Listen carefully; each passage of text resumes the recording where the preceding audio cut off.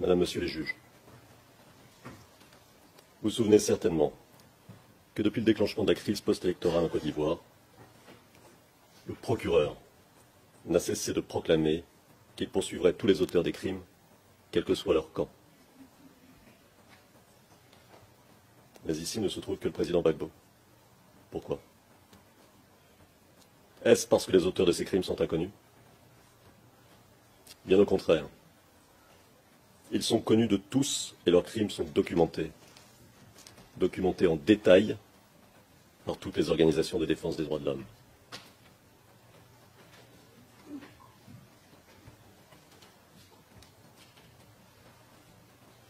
Ils sont bien connus, ceux qui se sont appropriés et ont mis en coupe réglée le nord du pays depuis le 19 septembre 2002.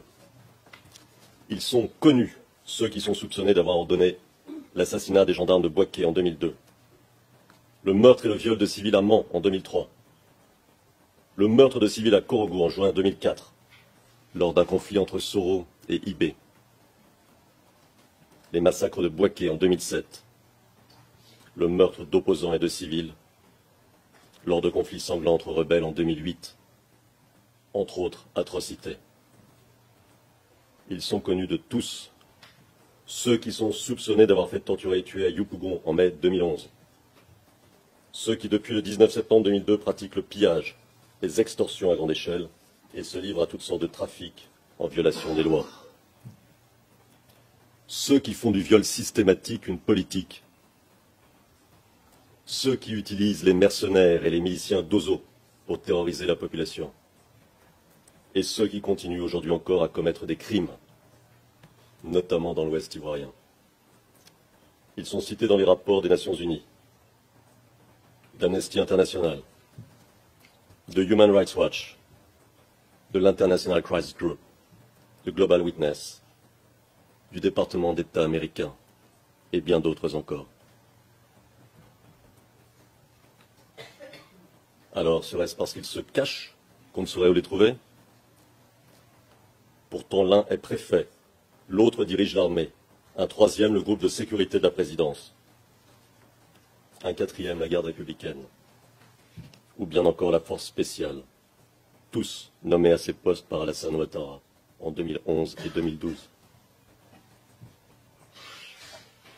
D'autres encore sont des hommes politiques de premier plan et ne se cachent pas. Alors pourquoi ne sont-ils pas là? Pourquoi ne sont-ils pas poursuivis? Car ne s'agit-il pas ici de déterminer les responsabilités d'un conflit long et douloureux? Tout se passe comme si le procureur près la Cour pénale internationale avait été convaincu, depuis les débuts, qu'il n'y avait qu'un responsable au drame que vit la Côte d'Ivoire. Du Bureau national de la Ligue des jeunes du PPACI, suite à la radiation du nom du président Laurent Gbagbo de la liste électorale provisoire. La commission électorale indépendante a publié ce lundi 17 mars 2025 la liste électorale provisoire issue de l'opération de révision de l'année 2024. À la stupéfaction générale, la Ligue des jeunes du PPACI constate avec indignation et regret l'exclusion persistante du président Laurent Gbagbo de cette liste. Cette exclusion survient en dépit de la décision de la Cour africaine des droits de l'homme et des peuples du 25 septembre 2021 qui a ordonné à l'État de Côte d'Ivoire de réinscrire le nom du président Laurent Gbagbo sur la liste électorale à travers ses instances. La non-application de cette décision constitue une violation flagrante de ses droits civiques et politiques, ainsi qu'un refus manifeste de se conformer aux obligations internationales auxquelles la Côte d'Ivoire a souscrit. Cette liste, fruit d'un processus opaque et délibérément biaisé, exclut des millions d'Ivoiriens de leur voix, de leur droit fondamental de vote. La CEI, loin de garantir des élections transparentes et inclusives, s'est enfermé dans une logique d'exclusion systématique, refusant tout audit du fichier électoral et rejetant les alertes formulées par les forces politiques et la société civile. Pire encore, elle persiste à servir les intérêts d'un régime qui manipule les institutions pour écarter les adversaires politiques. Face à cette situation inacceptable, le Bureau exécutif national de la Ligue des jeunes du PPACI, réuni en ce jour en session extraordinaire, décide les points suivants. 1. Condamne avec la dernière énergie l'injustice subie par le président Laurent Gbagbo. En 2, marque son adhésion totale aux décisions de la direction du parti en conférence de presse ce mardi 18 mars. En 3, exige la réinscription du président Laurent Gbagbo sur cette liste électorale et réitère son soutien indéfectible à sa candidature aux élections présidentielles de 2025. En 4, appelle à la réforme de la commission électorale indépendante. En 5, appelle à un dialogue politique entre le gouvernement et les partis d'opposition. En 6, appelle les jeunes militants et sympathisants à rester mobilisés et attentifs aux mots d'ordre à venir. Et enfin, organise une assemblée générale extraordinaire le 12 avril prochain. La Ligue des jeunes du PPACI reste mobilisée et appelle à une vigilance constante pour garantir le respect des principes démocratiques en Côte d'Ivoire. Fait à Abidjan le 21 mars 2025, le Bureau exécutif national de la Ligue des jeunes du Parti des peuples africains Côte d'Ivoire. Je vous remercie. Soyez salués, chers camarades. J'appelle tous les camarades FECIS, à tous les anciens de la FECI, à toutes les structures spécialisées de la FECI, à toutes les instances dirigeantes de la FECI, à toutes les sections. Je vous appelle à vous tenir prêts et mobilisés. Dans les jours qui suivent, nous allons vous revenir incessamment. Et des instructions claires, précises et concises vous seront données. Je tiens à rappeler qu'il ne s'agit pas ici d'un parti politique. Il ne s'agit pas ici de la lutte d'intérêts personnels et égoïstes. Il s'agit bien sûr de la Côte d'Ivoire. La FECI n'est jamais morte. La FECI n'a jamais disparu. Il faut que le pouvoir en place le sache. Ce n'est pas en arrêtant des camarades qu'on pense, croire, faire taire ou faire disparaître la FECI qui est un esprit. Ce n'est pas en brimant, ce n'est pas en tuant, ce n'est pas en arrêtant des innocents syndicalistes qu'on pense que la FECI est morte. Il faut que nous montrions, nous démontrions que la démocratie est encore existentielle en Côte d'Ivoire. Il faut que nous montrons aux yeux du monde et de la communauté nationale que la démocratie est un droit, est un devoir et est une question existentielle pour notre pays. Nous voulons une élection inclusive. Nous voulons une dissolution de la CEI, de la commission électorale indépendante, enfin, dite indépendante. Nous voulons qu'elle soit revue, nous voulons qu'elle soit, en tout cas, qu'elle réponde aux attentes des Ivoiriens. Chers camarades, tenez-vous prêts.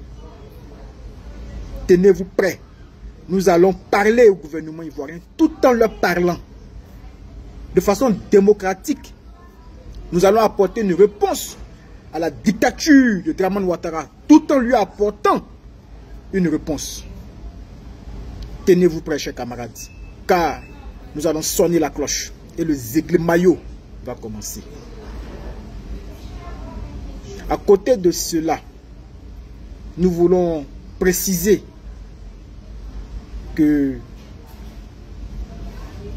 la candidature de tous les Ivoiriens est préalable à cette élection. La candidature de tous les Ivoiriens qui souhaitent jouir de leurs droits civiques est préalable à cette élection. Nous voulons appeler nos anciens à ne pas rester muets face à ce qui se passe en Côte d'Ivoire. Cette dictature qui ne dit pas son nom. Ils ont voulu tuer la FESI. Les anciens de la FESI sont restés muets. Nous appelons à une mobilisation générale. Car dans les jours qui suivent, nous reviendrons vers vous. Merci, chers camarades. Au cœur. La team, ici, vous avez eu droit à 3 vidéos. La première vidéo était ici là l'appel du bureau politique de la jeunesse du PPACI pour dire que les jeunes sont mis à la disposition du parti et attendent tous les appels qui seront lancés. Ils vont s'aligner derrière ces appels-là et respecter comme ça, n'est-ce pas, le mot d'ordre que le parti politique va lancer. La deuxième vidéo était bien celle de Maître Alit qui avait demandé également une question simple à madame la procureure qui s'occupait du dossier du président Laurent Gbagbo. Et aussi au juge.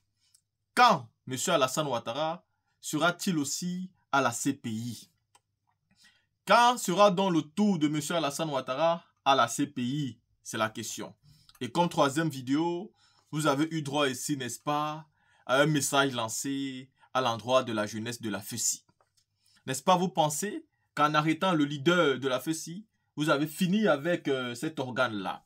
Vous avez profité par la même occasion de dissoudre ça en voyant venir 2023. Mais vous n'avez rien compris d'abord. Si la FESI est dissoute, alors tous les militants et membres de la FESI sont dans les parages. Ils sont quelque part. Vous avez peut-être dissous l'organisation, mais vous n'avez pas tué les personnes qui étaient à l'intérieur. Donc la FESI qui est un âme, un esprit, continue donc à exister et peut donc agir en cas de besoin. Et elle va agir parce que c'est le pays qui a besoin d'elle. Pourquoi vous avez dissous la FESI? Parce que vous avez peur d'elle. Parce que vous savez que tout pouvait commencer au niveau des universités. Que les jeunes universitaires pourraient prendre leurs responsabilités à tout moment pour vous mettre la honte dessus. Et vous avez décidé par anticipation de donc dissoudre cette organisation en tuant vous-même quelqu'un et en mettant ça sur le dos, n'est-ce pas, du responsable de la FESI. Mais ce n'est que partie remise, car en 2025, je suis bien sûr et certain que vous aurez des réponses claires, nettes et précises de tous ces jeunes-là que vous avez laissés pour compte. Et vous verrez vous-même ce que ça va faire. Après de ça, Maître Alit ici a demandé quelque chose qui est clair. Ici, on connaît clairement le supposé responsable de tous les crimes qui viennent d'être notés ici. Et donc, vous êtes mieux placé pour dire à un moment donné à quand le camp RHDP sera aussi à la CPI pour être jugé. Dans une guerre fratricide, il n'y a pas un seul frère qui bagarre. Il y en a deux. Et quand il faut juger les deux. On ne va pas juger un seul. Surtout quand un a été jugé et on a constaté qu'il était innocent parce qu'il n'y avait pas suffisamment de preuves pour prouver sa culpabilité. Il faut donc ramener celui qui n'a pas été jugé pour qu'il soit jugé aussi. Peut-être c'est lui le responsable. Et à la fin, il faut savoir que la jeunesse du PPA, c'est la jeunesse la plus nombreuse. C'est celle-là qui a souffert. C'est celle-là qui a été patiente. Je l'ai déjà dit. Je ne suis pas sûr que tous les leaders ivoiriens pourraient avoir la chance que le président Gbagbo a eu. Pendant 10 ans de souffrance, alors que tout le monde a perdu espoir, les gars ont formé un groupe et ils ont supporté. Ils ont patienté. Malgré tous les intempéries, ils sont restés sereins. Et au grand retour du président Laurent Gbagbo, un mois avait été dit par France 24, il est resté aussi populaire qu'à son départ à la CPI. Donc, qu'est-ce qui sera vu? On verra. Parce que ça sera certainement un test. Alassane Ouattara, il veut voir pour croire. Il va donc voir pour croire.